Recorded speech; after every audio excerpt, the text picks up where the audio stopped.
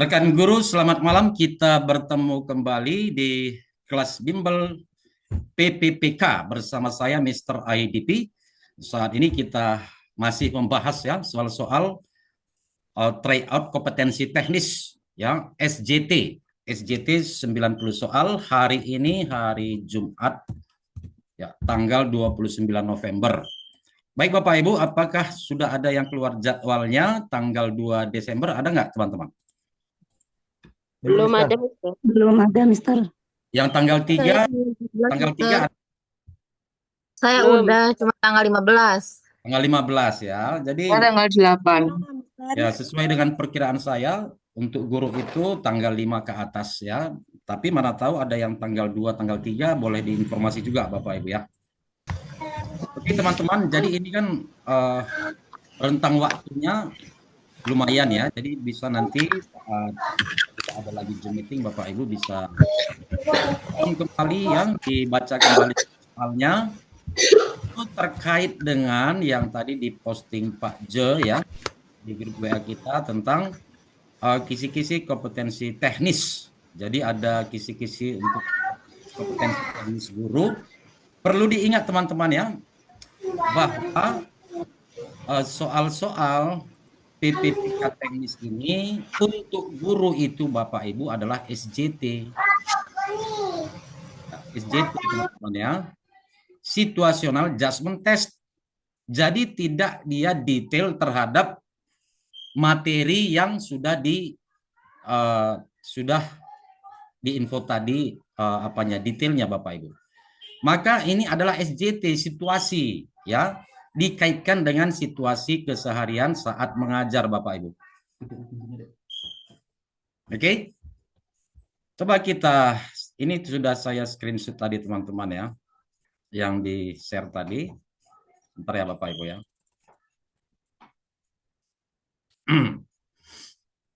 Ya ini ya, coba kalau kita lihat dari kepala suratnya ini adalah dari Menteri Pendayagunaan Aparatur Negara dan Reformasi Birokrasi Republik Indonesia tertanggal 29 November tahun 2024. Hal materi pokok soal materi pokok soal seleksi kompetensi teknis dengan CAT untuk seleksi pengadaan PPPK tahun anggaran 2024. Oke, teman-teman, kalau ini bisa nanti dibaca masing-masing. Selanjutnya coba kita lihat di sini ya. Yang di sini nomor urut 62, guru ahli pertama. Ya, kalau kita lihat di sini ada konsep suatu disiplin ilmu yang relevan, materi suatu disiplin ilmu yang relevan, hierarki konsep dan materi suatu disiplin ilmu, persyaratan dari suatu disiplin ilmu yang relevan, keterkaitan suatu konsep dengan konsep yang lain, konsep-konsep yang berkaitan dengan satu kaidah. Nah, ini dia kan apalagi di sini adalah tentang gambaran umum juga Bapak Ibu. Ditambah lagi khusus untuk guru itu dia bukan detail tentang materinya tetapi bagaimana keterkaitannya dalam keseharian dalam situasi ya belajar mengajar seperti itu teman-teman ya. Lalu Bapak Ibu di sini sudah ada juga nanti saya sertakan ini ya tentang penjabaran sedikit tentang materi itu ya. Di sini konsep suatu disiplin ilmu yang relevan. Ya, coba kita baca aja dulu Bapak Ibu ya. Konsep suatu disiplin ilmu merujuk pada gagasan ide prinsip dasar yang membentuk inti pengetahuan pemahaman dalam disiplin ilmu tertentu. Konsep ini mencakup aturan, teori, model, prinsip yang membentuk dasar dari bidang tersebut. Nah, jadi termasuk sini model pembelajaran. Ya, jadi terkait dengan model pembelajaran di soal yang kita bahas kan sudah ada juga itu Bapak Ibu ya. Inquiry learning ya, inquiry based learning, ada project based learning dan lain sebagainya. Lalu coba ini kita lihat poin nomor 4, persyaratan dari suatu disiplin ilmu. Persyaratan adalah persyaratan atau pengetahuan dasar yang harus dimiliki seseorang sebelum dapat memahami atau belajar tentang suatu disiplin ilmu tertentu. Ya, ini terkait seperti soal yang kita sudah bahas ya, perkalian satuan, puluhan, dan ratusan itu ya. Oke Bapak Ibu, mari kita lihat ya. Kita lanjutkan pembahasan soal-soal yang sudah kita mulai sehari yang lalu. Sekarang kita masuk ke soal nomor 31. 32, Mister. Ya, 32.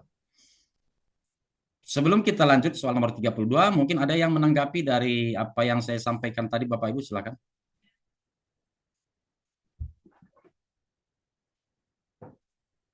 Tidak ada?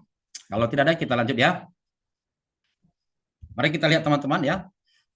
Bapak Ibu ya, ini soal-soal SJT ini kalau kita lihat ini kan lumayan panjang-panjang ya. Maka di sini perlu pemahaman konteks ya. Kemarin pernah saya katakan, berarti ini pemahaman bacaan. Kalau dalam bahasa Inggris disebut reading comprehension. Kita perlu mengetahui apa yang dibicarakan di sini ya, main idenya apa ataupun topiknya apa ataupun hal yang dibicarakan itu yang menjadi kasusnya apa. Pertanyaannya apa yang sebaiknya Pak Fajar lakukan? Ya, ini kan cukup sering pertanyaan seperti ini ya. Maka kita lihat Pak Fajar sedang melatih keterampilan berpikir kritis dan meminta siswa menganalisis artikel. Di sini pertama berpikir kritis, lalu meminta siswa menganalisis artikel yang berisi pandangan yang berlawanan tentang penggunaan teknologi dalam pendidikan. Maka yang paling intinya di sini adalah menganalisis pandangan yang berlawanan. Pandangan ini apa? Pendapat. Ya. Lalu siswa diminta coba analisis pendapat yang berlawanan tersebut. Berarti ada kalau hal setuju tidak setuju, ada yang setuju, ada yang tidak. Maka di sini siswa diminta yang setuju ini kenapa setuju? Yang tidak setuju kenapa, alasannya apa? Lebih kurang seperti itu ya. Tentang penggunaan teknologi dalam pendidikan. Beberapa siswa merasa kesulitan. Ya, kesulitan ngapain? Ya tentu yang sudah dibicarakan tadi menganalisis pandangan yang berlawanan. Ya, merasa kesulitan untuk melihat kedua sudut pandang secara seimbang dan cenderung berfokus hanya pada satu argumen. Maka sehubungan dengan hal itu, apa sebaiknya tindakan Fajar? Tentu di sini bisa kita analisa teman-teman ya. Contohnya sini, memberikan jawaban yang benar kepada siswa tentang pandangan yang lebih kuat. Nah ini kan tidak, ini kan hanya membenarkan. Bagaimana yang merasa kesulitan ya, tidak dibicarakan di sini. Yang B, memberikan lebih banyak contoh argumen yang berlawanan agar siswa terbiasa. Nah ini bisa Bapak Ibu. Jadi memberikan contoh-contoh ya bagaimana menganalisis pandangan yang berlawanan itu. Kan seperti itu ya. Kita lihat yang Charlie meminta siswa untuk menulis esai, tidak berhubungan. Yang disuruh dianalisa ke pandangan yang berbeda, berarti keduanya dianalisa. Menyelenggarakan debat, di mana siswa harus mempertahankan sudut pandang yang berbeda dari keyakinan pribadi mereka. Ya, ini juga tidak ada dikatakan pilih salah satu, tidak ya. Menugaskan siswa untuk membaca lebih dalam tentang pandangan yang berlawanan tanpa perlu menganalisisnya. Nah, tadi kan disuruh menganalisis, ini juga tidak make sense. It doesn't make sense. Jadi di sini nomor 32 tentu bravo Bapak Ibu ya. Maka di sini coba kita perbincangkan, langsung aja kita masuk sesi diskusi Bapak Ibu. Di sini teman-teman yang tidak memilih bravo, Bapak Ibu memilih apa sini supaya kita lihat mengapa Bapak Ibu memilih yang lain seperti itu. Silakan. Delta, Mister. Delta. Saya memilih alfa, Mister. Yang lain Ya, Oke, mari kita lihat Bapak ya. Memberikan jawaban yang benar kepada siswa tentang pandangan yang lebih kuat dari kedua argumen tersebut. Ini memang baik, bisa dilakukan baik. Cuman yang disuruh di sini adalah bagaimana Pak Fajar mengatasi kesulitan siswa, kan seperti itu. Yang Delta bagaimana? Menyelenggarakan debat kelas di mana siswa harus mempertahankan sudut pandang yang berbeda dari keyakinan pribadi mereka. Nah, ini berarti ini sudah opini. Tadi mereka disuruh menganalisis. Contohnya tadi kan sudah saya katakan Bapak Ibu ya. Bagaimana contoh menganalisis pandangan yang berbeda? Ya, jadi kita lihat pandangan si A, ya dia mengarah, seumpamanya tadi saya buat contohnya setuju. Mengapa dia setuju? Apa argumennya? Yang tidak setuju apa argumennya? Seperti itu cara menganalisis Bapak Ibu ya. Jadi mereka melihat sesuatu hal itu teman-teman ya. Ketika kita melihat dari sisi yang berbeda, dari sudut pandang yang berbeda, maka hal-hal yang berkaitan ke sana juga bisa berbeda. Seperti itu ya. Oke Bapak Ibu, kita selanjutkan soal nomor 33. Apa yang sebaiknya Budia lakukan untuk membantu? Nah, di sini membantu juga teman-teman, lebih kurang seperti yang tadi ya. Apa masalahnya? Biasanya kalau membantu ada masalah. Budia ingin mengembangkan keterampilan pemecahan masalah. Ya, di sini tentang pemecahan masalah yang kompleks. Itu Bapak Ibu. Pada siswa, dia memutuskan untuk memberikan kasus-kasus nyata yang menantang dan relevan dalam kehidupan sehari-hari. Beberapa siswa tampak kebingungan dan kewalahan saat mencoba menemukan solusi. Ya, ini tentang solusi Bapak Ibu ya. Lalu kalau kita lihat di sini, di sini mereka kewalahan, siswa tampak kewalahan, kebingungan, kewalahan. Ya, untuk kewalahan dalam hal apa? Menemukan solusi. Oke, Bapak Ibu, di sini solusi dari masalah. Masalah di sini Bapak Ibu, jangan ditulis-tulis ya teman-teman ya. Oke. Masalahnya di sini cukup yang kompleks. Apa artinya kompleks di sini Bapak Ibu? Sulit. Sulit. Nah, kalau ada masalah yang sulit bagaimana? Ya, contohnya dalam pengerjaan soal-soal saya katakan kepada Bapak Ibu pada hari H pelaksanaan seleksi PPPK ya, ketika ada menemukan soal yang sulit, mungkin membutuhkan waktu 5 menit, ya mulailah dengan yang mudah. Bapak Ibu melompat langsung ke nomor 20 tidak apa-apa. Ya, jadi arah-arahnya ke sana dia teman-teman ya.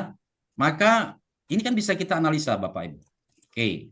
Contohnya di sini memberikan lebih banyak waktu bagi siswa untuk menyelesaikan masalah, ini ada benarnya tetapi tidak maksimal.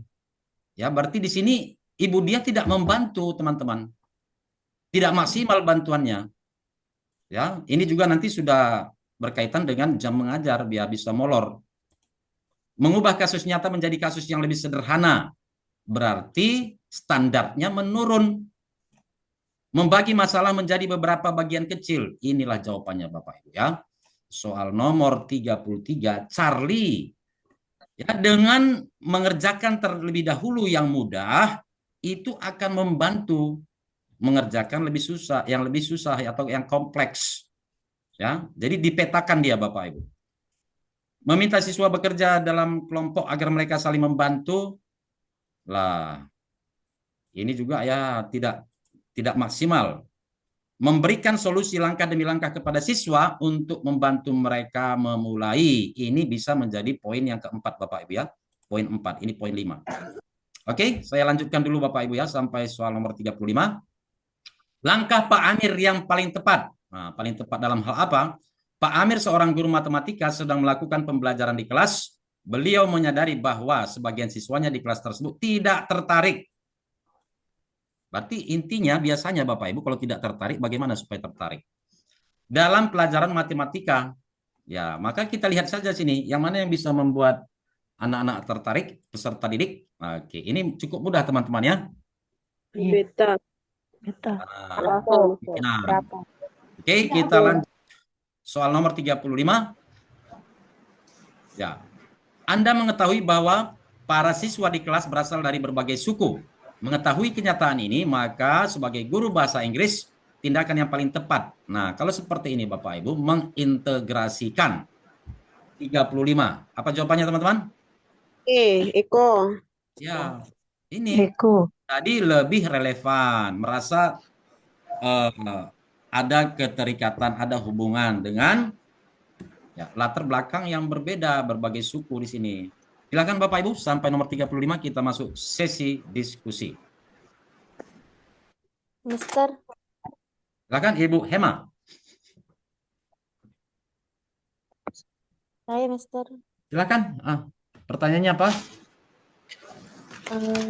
Ini tadi saya Mister sempat membaca di kisi-kisi soalnya ada teori belajar Gagne, Ausubel, Piaget gitu Mister. Itu apa pernah kita pelajari di sini Mister? Ya. Tadi masuk terlambat atau tidak tadi? Terlambat Mister. Baru masuk soalnya saya. Ya tadi sudah saya jelaskan ya. Kita ini Iya. bukan apa, kita soalnya ini SJT, bukan SKB. Ya, bukan seleksi kemampuan bidang. Kalau seleksi kemampuan bidang itu dia benar-benar adalah membahas tentang pedagogik, ya, membahas tentang materi apa bidang studi yang kita ampu bahasa Inggris. Ini adalah situational judgment test. Jadi dari kisi-kisi yang sudah dituliskan itu, ya, dimasukkan dia ke dalam ya situasi ketika kita mengajar. Oke? Mister. Tadi Iya, sudah saya Mister. jelaskan di awal. eh, jadi ini kan baru saya dapat juga Bapak Ibu ya. Namun setelah saya analisa, seperti itu tadi jawaban saya ya. Nanti kalau setelah analisa lebih dalam lagi, besok kita masih ada pertemuan Bapak Ibu ya. Nanti di grup WA ataupun di Zoom meeting besok bisa saya tindak lanjut lagi ya. Silakan yang lain Bapak Ibu. Mister. Silakan Ibu. Siapa? Lanjut. Bu He- Silakan Bu. Ya, Speak up please. ya, Mister. Gini, kemarin itu saya mengerjakan tryout Ya.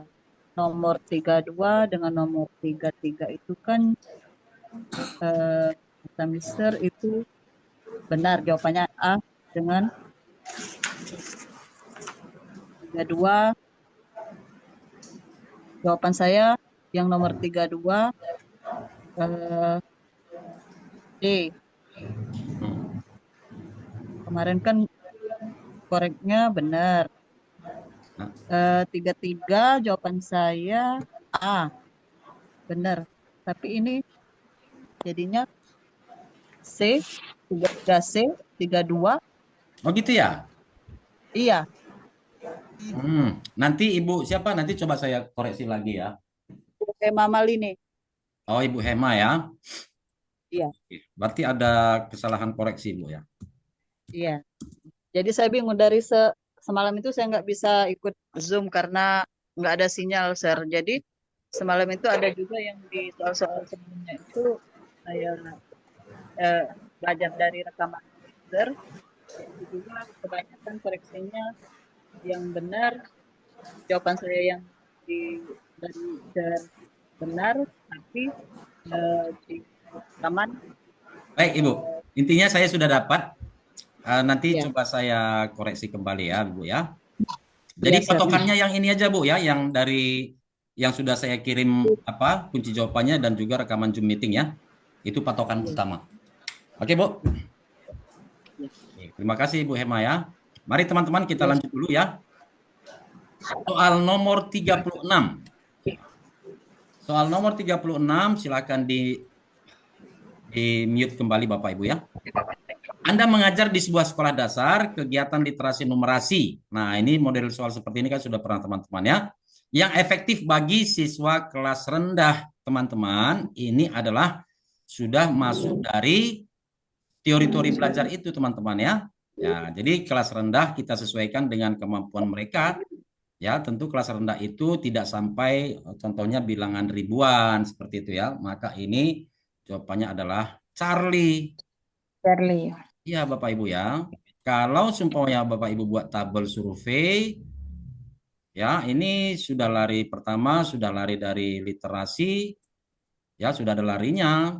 Kalau ini sudah terlalu kompleks, ya menghitung uang jajan ini bisa poin 4 ya contohnya. Ini karena ini sudah masuk angka ribuan Bapak Ibu ya. Kita lanjut, tindakan apa yang perlu dilakukan seorang guru dalam menciptakan lingkungan belajar yang kata kuncinya adalah inklusif. Nomor 37. Bravo. Ya, Charlie. Charlie. Charlie. Karena kelas inklusif itu tidak mesti memisahkan Bapak Ibu. Intinya di sini ada kata mendukung, memfasilitasi. Seperti itu teman-teman ya, memfasilitasi. Ya, memfasilitasi. Mengakomodasi, masuk juga itu Bapak Ibu. Oke? Kita lanjut soal nomor 38. Sebagai seorang guru yang mengabdi di sekolah tersebut, pendapat yang Anda bisa sampaikan ya. Dari hasil audit dan rapat internal, Bapak Ibu, sekolah tempat Anda mengajar mengalami penurunan kinerja. Kata kuncinya teman-teman, penurunan kinerja guru dan prestasi. Ya, berarti ini bagaimana supaya meningkat? Ya, di mana di sini opsi yang bisa meningkatkan profesionalisme guru Eko, ataupun Mister. kinerja guru 38. Eko, Mister. Eko. Eko. Sekolah perlu memberikan pelatihan. Kalau diberikan pelatihan, pendidikan, ya tentu kualitas guru meningkat. Kalau yang A bagaimana? Sekolah perlu mengadakan pelajaran kolaboratif dengan guru lainnya. Ini baik juga Bapak Ibu ya. Tentu kita pilih yang terbaik. Itu ya. Jadi Eko ini 5, yang Alfa ini bisa nilainya 4. Poinnya 4 Bapak Ibu ya. Kita lanjut dulu sampai nomor 40. Bagaimana Anda harus mendekati situasi ini untuk membantu ya Bapak Ibu ya, membantu siswa lalu tanpa apa? Tanpa membuat merasa terbebani. Nah, jadi yang kedua itu merupakan kata kunci Bapak Ibu ya, membantu dan tidak terbebani. Anda menyadari bahwa salah satu siswa di kelas Anda yang biasanya aktif dan berprestasi, mulai menunjukkan penurunan. Berarti biasanya ada masalah, teman-teman. Oke, maka di sini perlu pendekatan. Apa jawabannya Bapak Ibu? Charlie. Yes. Charlie. Kita lanjut soal nomor 40. Oke, kita lihat ini, saya turunkan aja ke bawah Bapak Ibu.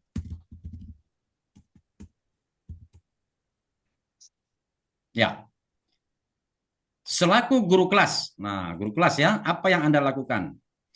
Anda mengetahui adanya 2 suku asal peserta didik yang sama-sama dominan di kelas Anda. Kedua kelompok ini sering terlibat konflik, baik secara sengaja maupun tidak, sehingga kerap berdampak terhadap proses pembelajaran di kelas. Beberapa kali Anda berusaha untuk memediasi, namun tingginya prasangka yang dimiliki antar kelompok membuat kondisi tidak kunjung membaik. Oke, maka kita lihat aja di sini. Kita lihat satu persatu, kalau bisa dia menyelesaikan permasalahan, ya maka kita pilih. Membuat kelompok dengan anggota yang membaurkan kedua antara suku tersebut dan memberikan tugas kolaboratif. Maka di sini teman-teman, ya ini perlu kita maknai ya. Kalau diberikan tugas kolaboratif, berarti mereka di sini harus bekerja sama, kan seperti itu ya. Jadi ada rasa keterikatan, ketergantungan. Oke, kalau ini meminta peserta didik berdiskusi dalam kelompok untuk menyelesaikan, kan sudah ada tadi, sudah berkali-kali di mediasi. Maka ini tidak berupaya menyelipkan cerita-cerita tentang dampak negatif. Nah, ini perlu apa ini? Berarti kita mengharapkan mereka memahami seperti itu ya, tindakannya kurang nyata. Memikirkan ide, nah ini masih memikirkan. Menyampaikan materi dan mendampingi belajar sebagaimana biasanya. Nah, sebagaimana biasanya berarti tidak ada perubahan. Ya, sudah jelas di sini Bapak Ibu, jawabannya alfa. Mari kita diskusikan Bapak Ibu. Oke. Silahkan sampai nomor 40 kalau ada yang bertanya. Maaf, Mister, baru masuk. 39. Nanya nomor 32, 33, 34 tadi, Mister, jawabannya.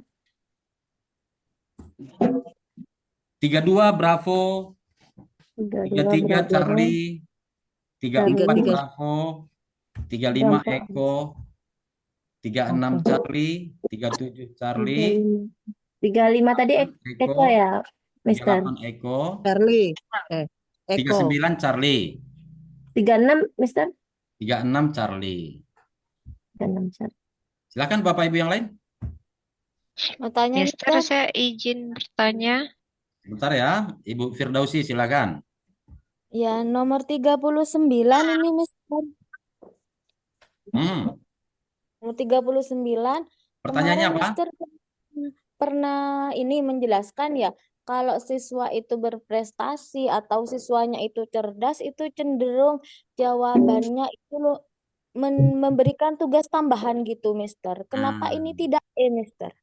Nah, yang di sini kita harus cerdas melihat konteks soal ya. Baik, Yang soal memberikan tugas tambahan itu, dia itu teman-teman, dia orang yang pintar, ya, dan dia mengganggu temannya. Itu ya. Iya, iya. Di sini tidak ada narasi seperti itu. Oke. Penurunan gitu ya. Ya. Ini Bisa malah dipahami. dia penurunan Penurunan prestasi. Silakan Ibu yang lain. Saya Mister. Silakan Bu Martina. Kemarin Mister kan, alhamdulillah lumayan banyak saya benar. Namun saya butuh waktu yang lama untuk memahami soal yang sulit. Contohnya nomor Kadang berapa? Sama, Bu. seperti nomor 39 ini. Saya harus baca lagi sekali lagi ya gitu. Dan ada yang soal yang memang saya salah gitu, seperti nomor 32. Saya salah. Jawaban saya A gitu. Jawaban yang benarnya B gitu. Saya harus berulang kali memahami lagi. Ada nggak trik Mister ketika kita nanti di sesi tes, udah tes sebenarnya itu seharusnya bagaimana ya untuk meminimalisir Nah, jadi itunya? seperti ini Bapak Ibu. Dari awal kan saya sudah katakan Bapak Ibu siapkan pena dan buku. Ya, ketika pada saat Zoom meeting seperti ini Bapak Ibu bisa catat, ya, atau Bapak Ibu tonton kembali. Ya, dalam setiap Zoom meeting itu kan saya memberikan hal-hal yang spesifik tentang hal itu. Kemarin contohnya biasanya kalau ada disabilitas maka kata kunci jawabannya itu apa? Ya, alat bantu. Alat Alat bantu. bantu. Seperti itu. Alat bantu. Lalu Oh iya. perlu juga banyak membaca Bapak Ibu. Ya. Perlu banyak Iya. membaca. Teman-teman, saya sendiri ya, ini sudah berulang kali saya namun sebelum saya Zoom meeting seperti ini 3-4 jam sebelumnya Bapak Ibu saya baca lagi. Gitu ya. Jadi silahkan dibaca kembali ketika ada waktu luang, baca aja Bapak Ibu. Kalau Bapak Ibu malas membaca, putar video rekaman, kan seperti itu. Oke, Bapak Ibu ya. Baik, Mister. Baik. Nanti Siap, Mister. Makasih, soal Mister. itu kata-kata ketika ada kata-kata tertentu, tips tertentu yang saya berikan, ya silahkan dicatat. Kan tidak banyak yang perlu dicatat Bapak Ibu, tips-tips tertentu ya. Baik, kita lanjutkan dulu teman-teman soal nomor 41. Oke, kita lihat. Jadi bisa seperti ini. Ya, tadi dikatakan perlu membaca berulang. Ini kan sudah sering saya katakan. Apalagi narasi soalnya panjang, Bapak Ibu bisa catat, baca kalimat terakhir supaya kita langsung dapat konteksnya, teman-teman. Gitu ya. Apa prioritas tindakan? Nah, maka di sini prioritas Bapak Ibu. Ya. Jadi tentu ya opsi jawaban ini bisa besar kemungkinan ada beberapa yang baik, tentu kita pilih yang paling prioritas. Kata kuncinya di sini adalah prioritas tindakan. Ya. Selanjutnya, berdasarkan hasil asesmen, Anda mengetahui bahwa sebagian peserta didik di kelas Anda memiliki gaya belajar visual. Nah, kata-kata seperti ini kata kunci Bapak Ibu ya. Sini ada visual, sementara sebagian yang lainnya lebih suka belajar secara auditory. Nah, ini kata kunci teman-teman.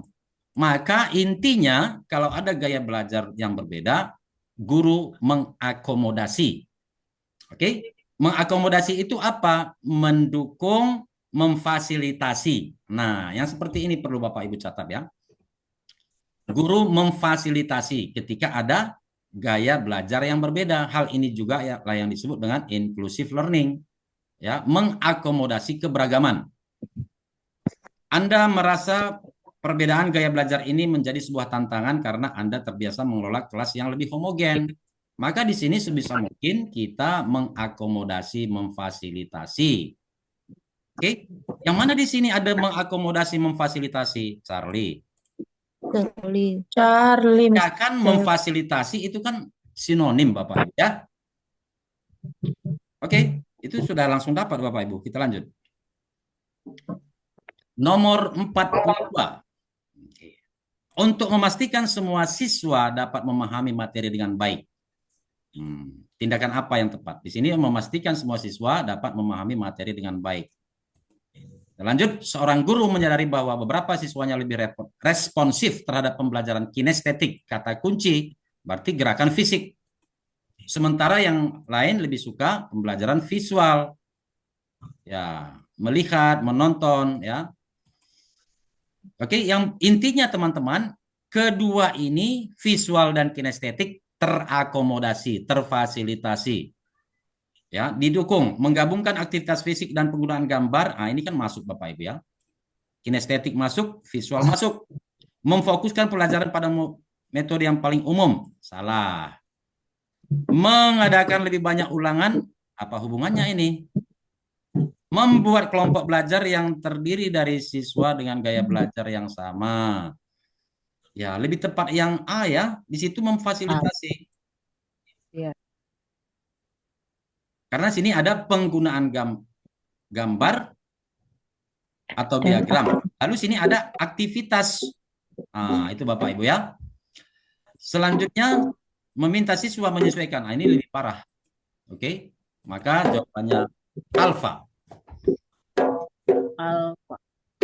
Oke Bapak Ibu, silakan kalau ada yang bertanya, kita langsung buka sesi tanya jawab nomor 42, 41, 42, silakan. Saya Mister. Silakan Ibu Hema. Saya Marlina Mister. Ibu Martina silakan. Ya. Saya mau nanya nomor 42 Mister. Jawaban saya D Mister. Gaya belajar yang sama karena saya melihat di situ ada yang visual, ada yang kinestetik. Lebih ke berdiferensiasi gitu. Gimana Mister ya? Baik. Ini tidak salah ya, kan karena semua opsi ada jawaban ya. Maka ini masuk poin. Mengapa ini tidak poin 5? Ada yang bisa memberi tanggapan? Karena itu kan ada kinestetik, terhadap pembelajaran kinestetik. Membuat Makanya kelompok belajar yang terdiri dari siswa dengan gaya belajar yang sama. Berarti sini kinestetik, visual. Udah masuk kedua-duanya. Tapi kenapa tidak poin 5 ini? Mungkin karena merinci, Karena di sini Mister, teman-teman, di sini dia lebih spesifik. tidak ada fasilitas. Ya, di sini ada dikatakan aktivitas fisik, lalu sini ada penggunaan gambar, diagram. Berarti sudah masuk dalam tanda petik atau tersirat memfasilitasi. oh iya. Medianya ada jelas. Seperti itu ya. Iya. Oke Bapak Ibu, kita break sejenak ya. Nanti kita lanjutkan di sesi kedua.